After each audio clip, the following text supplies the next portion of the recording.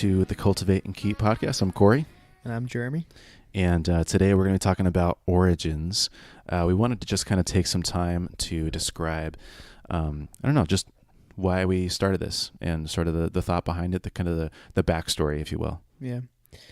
Yeah, so, we're both 23, so we're young, we don't have the most life experience as, other resources for, growth and content you may find online. So, we both recognize that. We're also both, going through seasons of change, Corey, just under 7 months, just got married, and he's, advancing farther along in his career.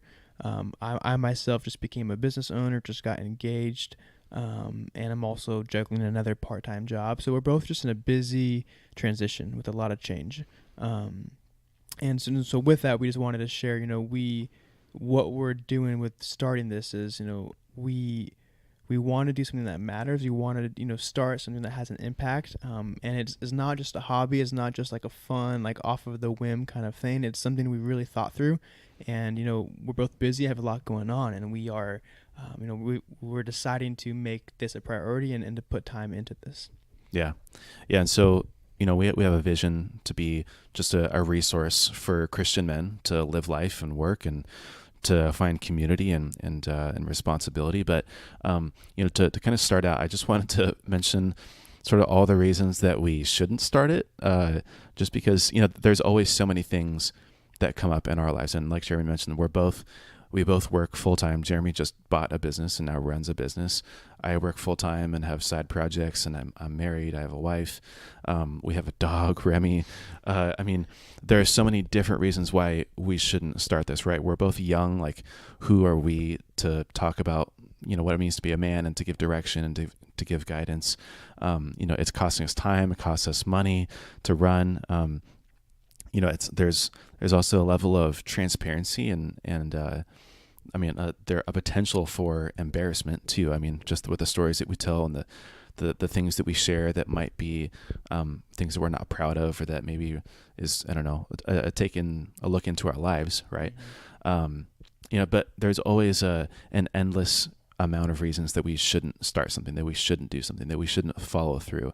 But we're, kind of in a nutshell, we're both eager, and we have this desire to sort of scratch our own itch and to create something that we think that will find a lot of value for a lot of other men. So we also want to talk about the state of manhood, right? Because the whole angle of this is that we're looking at it as, what does it mean to be a man as a Christian? But if we look at men in society as a whole, or even around the world, I wanted to pull some stats. So I'm just going to read this. So I prepared this for Jeremy, but this is just kind of a look into what it's like to be a man today, especially in America. These stats are pulled from the internet. There's some sources. You can ask me for them if you want them later. Some of them have them mentioned in there. But in general, I think it's safe to say that men are struggling today. Men are 4 times more likely to commit suicide than women, according to some data from Centers for Disease Control and Prevention, so it's legit, but 4 times more, so there's a lot going on there. 1 in 10 men struggle with thoughts of depression, suicide, or high anxiety every day.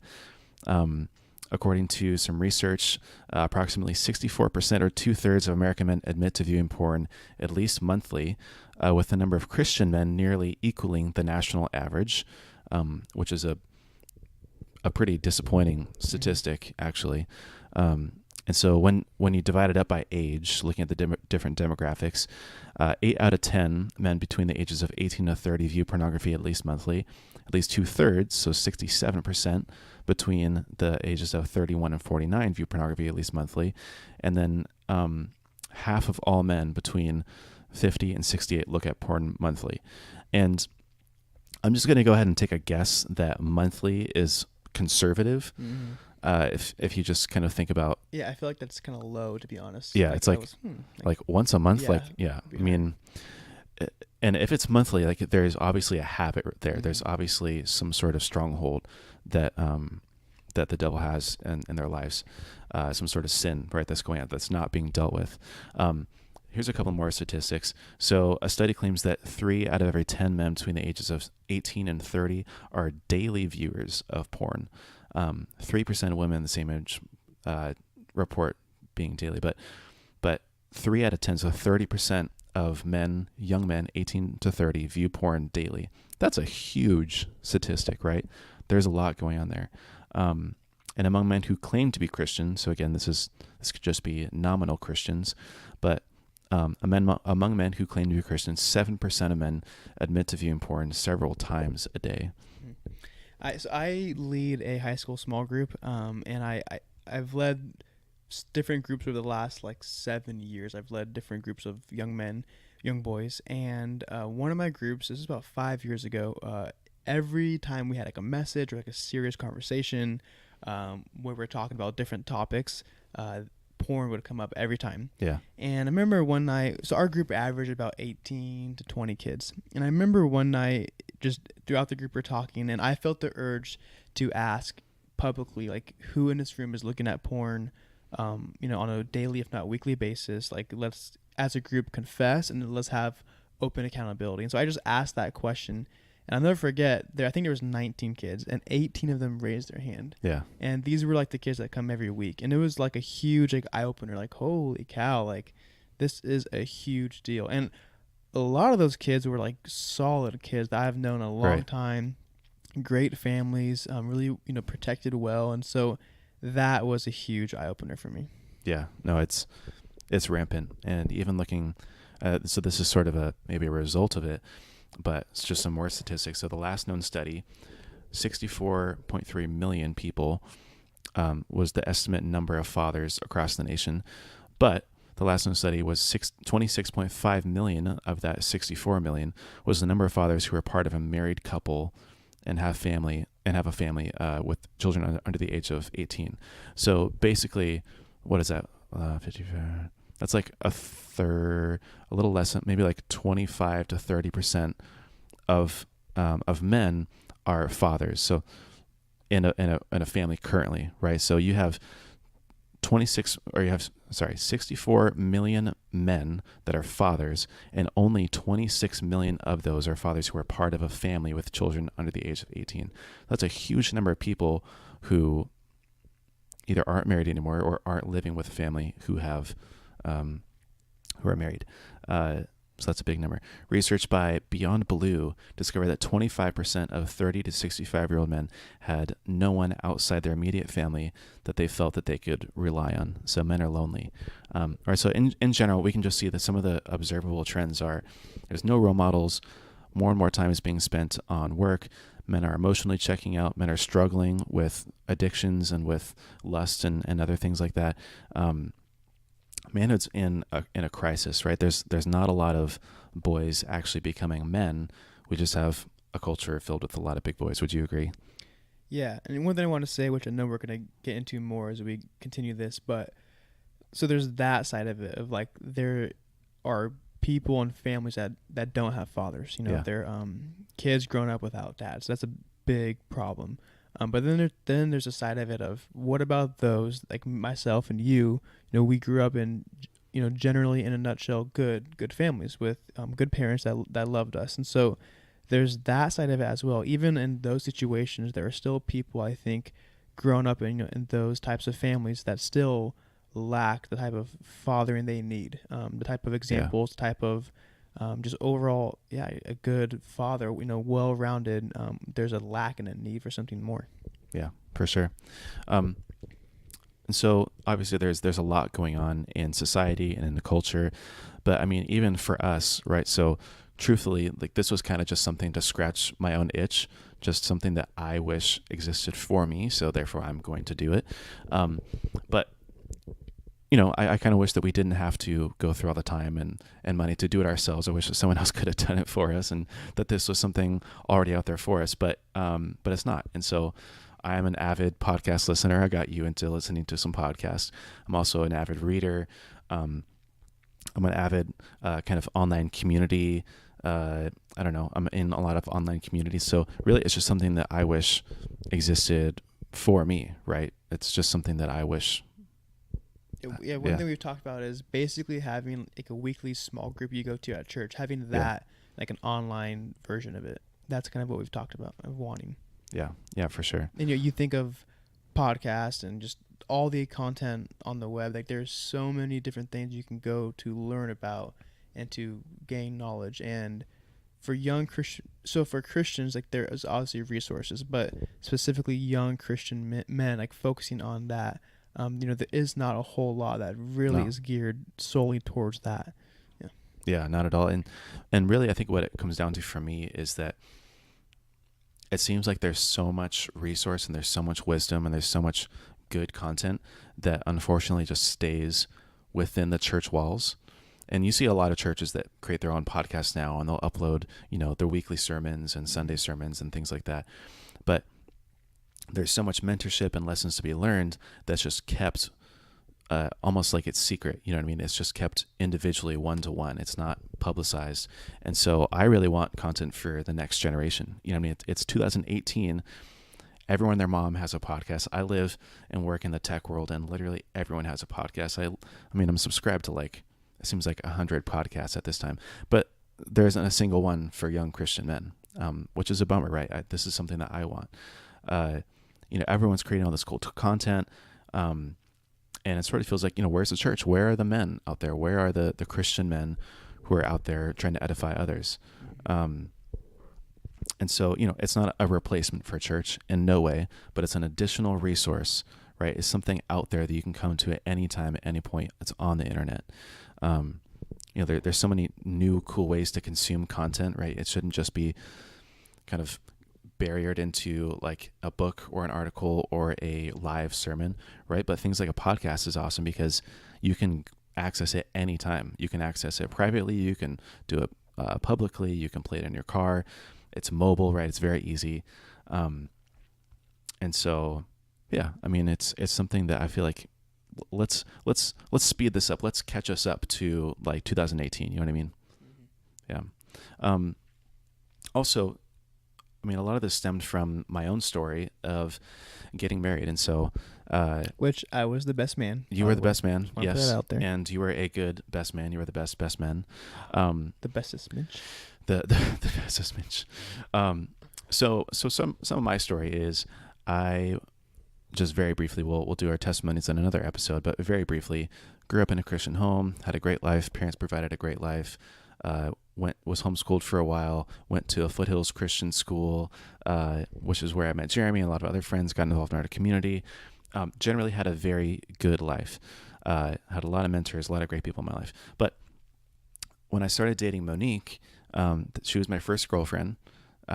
We started dating in college. And then when we decided to get married, it was a big step that I knew this is what I want for my life. I knew that I wanted to get married. I loved Monique. I was crazy about her. There was no question that was going to be the next step. And as we were coming up to getting married, I think it was probably around the month before. So we got married in February. It was probably around like the new year, when I was like, whoa, like this is actually happening.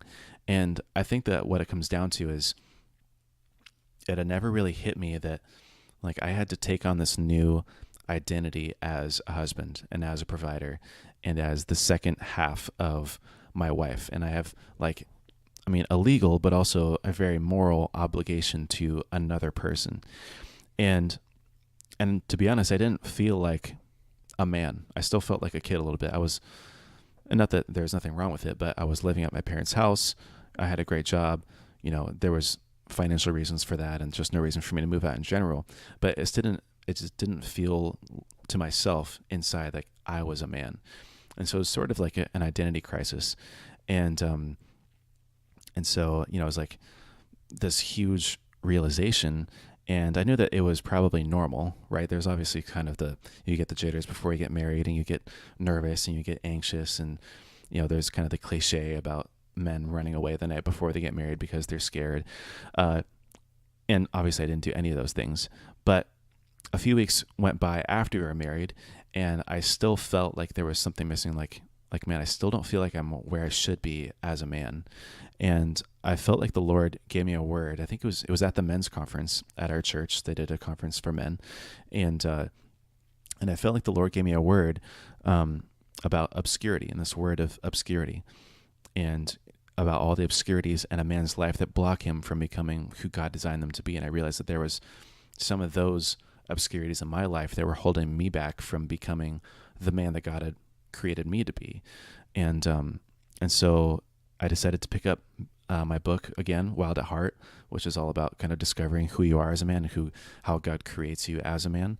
Um, and it was really when I read this that it kind of kicked off for me. And I'll kind of summarize a little bit, but it's John Eldredge. He wrote the book Wild at Heart, and he says very early on in the book, he says, "Why does God create Adam? What is a man for?"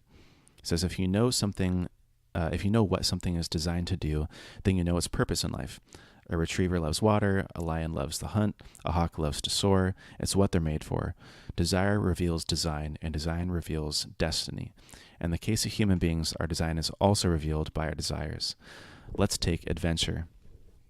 Adam and all his sons after him are given an incredible mission: rule and subdue, be fruitful and multiply, aka cultivate and keep. Here's the entire earth, Adam. Explore it, cultivate it, care for it. It's your kingdom. And it's like, he just says, whoa, talk about an invitation, right? But and I'll leave the rest for the imagination. But he talks about, what is a man for? What does it mean to be a man?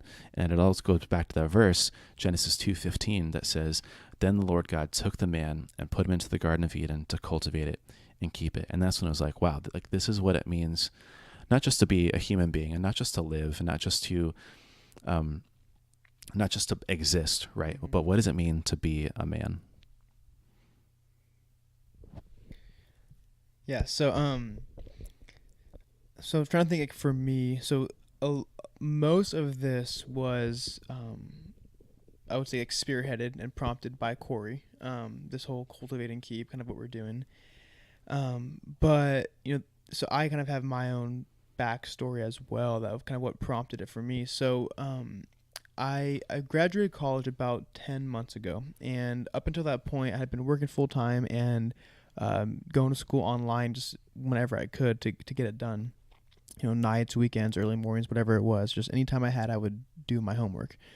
So during those 4.5, 5 years of life, I had a limited margin to read and to learn about stuff that I wanted to learn about. And so when I finished school, it was like, okay, I can finally read the books I want to read Yeah. and do the things I want to do. And so at the start of this year, I had a goal to read a book a month, and I had been doing that, and it was good for me. And fast forward a little bit, probably to like April or maybe even May, when Corey, we got breakfast and we started talking about this, and he shared with me kind of what he had been reading in Wild at Heart and all the stuff that was kind of being brought up, and the challenges being like newly married. And I remember telling him, like, I don't really have advice because I'm not married, but here are my thoughts, and I shared some stuff.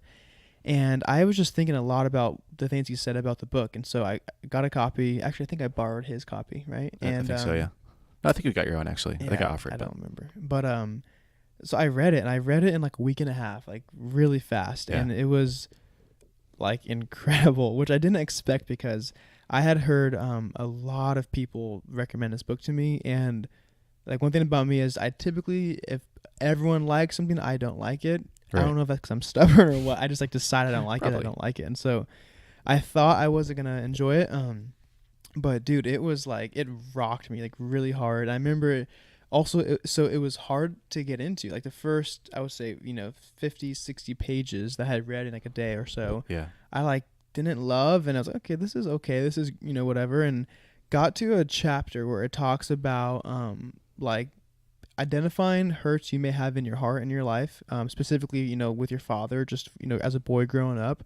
It talks about identifying the hurts and how you get healing. And so at the time I was like, I don't have any hurt. Like, I'm fine, but sure, like I'll do this. And so there's 5 steps, and I walked through the 5 steps, and I think by like step 2, I was like just sobbing like a little boy, like on my couch in my living room, Alone. just bawling, yeah, alone, just crying. And it was so weird, man. What I realized was, first of all, I did these steps, and I did it with like a genuine, just, okay, I'm going to be real. And so I was real in my heart, and I did it. And dude, the Lord just showed me like some pretty big stuff that was like in my mind and in my heart, that was from hurts as a little boy and stuff I never really worked through. And the crazy part, what I realized was how much like that hurt and what was going on was influencing like my day to day life. And I Mm. didn't really recognize it, but I realized like all these things that I do that I don't like, and just all these things about me like came up, and I was like, wow, like this is all because of this source right here. And so it's like a really cool just like realization of seeing how much like that chapter spoke to me, and how much that hurt was affecting my life. And so it was humbling, but I my first thing was okay. So I texted, or I called the counselor from our church that I had known pretty well. So I called him and I said like, let's meet, let's talk through some stuff. And so I like got counseling for 4 sessions, which I Hmm. never thought I would do, and it's humbling to even talk about. But dude, it was so good, and it was just basic stuff. But I think it really just, and this is all within the last 4 to 5 months. But I mean, I would say that's like not life changing, but like really, really like impacting me for the better. And so, um, I'm sure we'll do an episode on Wild at Heart and kind of dive more into that book. But I just wanted to share like, so for me, like, grateful that Corey prompted me to read it. And I think as I read that book, it's got me more and more excited for Cultivate and Keep and for this Yeah. podcast and for what we're doing. It's helped me to recognize the need like in my own heart as well as those around us. And so I also want to share that part. Yeah. I think I tried to read it when I was in high school, and I just I think I wasn't. did too. I Yeah. just wasn't into it. I was like, yeah, this is kind of cliche. Like, Yeah. what does it mean to me? I don't know. It's just kind of like a bunch of kind of rah rah kind of stuff. Mm-hmm. I don't think I was ready for it, and I think I was definitely ready for it after the Lord spoke to me, and I just kind of prompted to like pick it back up. And someone had recommended that I read it after, or like before I got married. I didn't end up reading it before I got married, but then after, I really felt the burden to read it. But it was a big thing for me too, like with the healing from the father wounds. We'll save it for another episode, but it was huge, kind of the Lord revealing it to me. And it's unfortunate. I mean, a father has such a huge responsibility and, Mm-hmm. and such a huge obligation to his family, and we're imperfect people, and so obviously there's going to be mistakes, and obviously there's going to be wounds, and there's going to be hurts there. But it was huge for me just recognizing again what those wounds are. And I mean, I remember as I was reading, just thinking like, holy crap, like, that's a wound. Like, that's something I carry with me. Mm-hmm. That's a chip on my shoulder. That's something that, that I've been carrying around. Same for me, but what I like really realized was like how much that's affecting my life. Yeah, And right. that to me is like, I think what was so sobering, like I'm living like a cheapened version of the life that I should be living because Yeah. of this hurt that I haven't identified. So Yeah, absolutely. And so, a lot of what it comes down to is, he just talks about how men have been, through all these hurts, through this lack of identity, through a lack of direction, men have been kind of pacified and have a sense of a loss of identity. And I'll just read really quickly. He says, for years of living in a cage, a lion no longer even believes it's a lion. And a man no longer believes he is a man, right? So there's just this kind of forgotten thing, like we've been cooped up in some way, that some sense of manhood that's been lost. So we'll save the rest of that for later. But I feel like also part of it is just, there's so much cultural influence as well that goes into it. It's hard not to be influenced by the culture and by society and just the way that we grow up, the things that we see and that we hear in the media. But a big thing for me is like, we always hear growing up, especially as a kid, your dad says something or someone else says something to you, like, be a man, or man up, like suck it up, basically. And our society and culture has just skewed what it means to be a man so much that it's like you just forget what it actually does mean to be a man as a Christian. And then you have all sorts of other social, influences, like, are we supposed to be more feminine? Are we supposed to be more sensitive? Is it okay to, explore a sexuality? And you have all this sort of gender confusion. And then you have the opposite end of that spectrum where it's like, are we supposed to is what it means to be a man to get super jacked and, eat pre-workout 5 times a day and just work out and be all buff and burly and, grow a beard. But me and Corey both have nice beards. we do have nice beards, but that's not what makes us a man. Right. The cultural definition of what it means to be a man has been skewed to be completely superficial. It's nothing about identity. It's nothing about spiritual. It's nothing about the mental part of it. It's purely the physical form of it. Right? It sucks, but the word man even is sort of a derogatory term, and for a lot of people in America, right? You have a lot of people that what it means to be a man is synonymous with a pig or a bigot, or I just learned this word the other day. It's misogynist, someone who actively. I was going to ask, what is that word? Yeah, it sounds nice, like you get a massage, but misogynist is someone who actively oppresses women and sees them as someone as a human being who's less than them. Right, abuser, discriminator, pedophile, manipulator. Right, there's so many like bad parts of being a man, so many bad examples of what it means to be a man in society. Right, so I mean, I think what it comes down to for us is just that there needs to be a more open and honest conversation about manhood and about what it actually, like, getting back down to the roots, getting back down to God's definition of what it means to be a man, and to constantly be reminding ourselves of what that definition is and what it actually looks like to live it out every day, so that we're not influenced by the culture.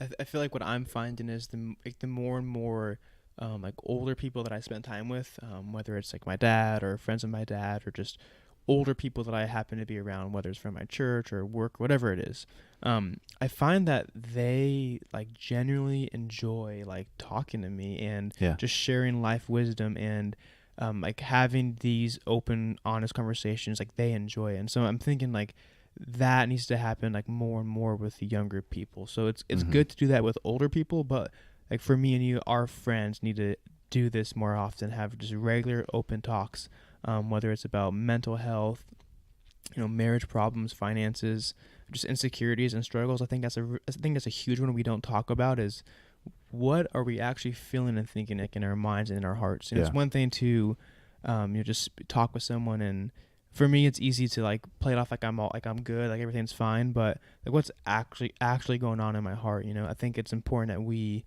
develop a habit to talk about that more often. Yeah, I mean, that's something that men naturally struggle with, is we naturally struggle to express our feelings and to get in touch with our emotional side, and to to talk honestly and openly with other men. But we need to, right? I think that there's a lot of loneliness. There's a lot of men who, even their close friends, maybe feel like there's some topics or subjects or things going on with them that they could never talk to them about. But that needs to happen. That's part of God's will for their life. So instead of just hiding it, let's do it. Yeah, agree. Yeah. So, I mean, we have an opportunity to be an example. This is kind of the origin story of Cultivate and Keep. Subscribe, leave us a review, tell us what you think about our intro music. We love it. We think you'll love it too. You can find us on our website. We also have the online community, the Facebook group. There's going to be links in the show notes. Anything else you want to add, Jeremy? Yeah, I just want to kind of say again, the point of this is, so I think wanting to, I would say, like help ourselves and like help those around us. Yep. It's really it. It's not that we feel that we deserve this and we're the ones to do it. We simply think there's a need, and so we want to help. And so I want to say that if you feel like you want to be on an episode, or if you have topics you would love to hear us talk about, please let us know. And yeah, you can find us on social media, Facebook, Twitter, Instagram, especially. You can email us at cultivateandkeep.com. Every time I'm going to say this. So it's us at cultivateandkeep.com. Yes, the email address. Corey made the oddest email. I don't know why. I thought it'd be easier to say, because we could just say... If you say email us, no one's going to understand that. Email us at cultivateandkeep.com. Anyways, we're just gonna drive it into your brain, and then after a while we can just say email us at cultivateandkeep.com. Until we get no emails. No one. Yeah, but please get in touch with us. We'd love to hear your feedback, what you want to hear about, topics, questions, things you want to, even that you're struggling with and you just want someone to talk with. We're more than happy to do that with you. But otherwise, we will talk to you. Here comes the outro music. Next. Cue it. Just imagining it. Yeah, don't sing, otherwise it's gonna ruin it. Okay, stop. Okay. Peace. Peace.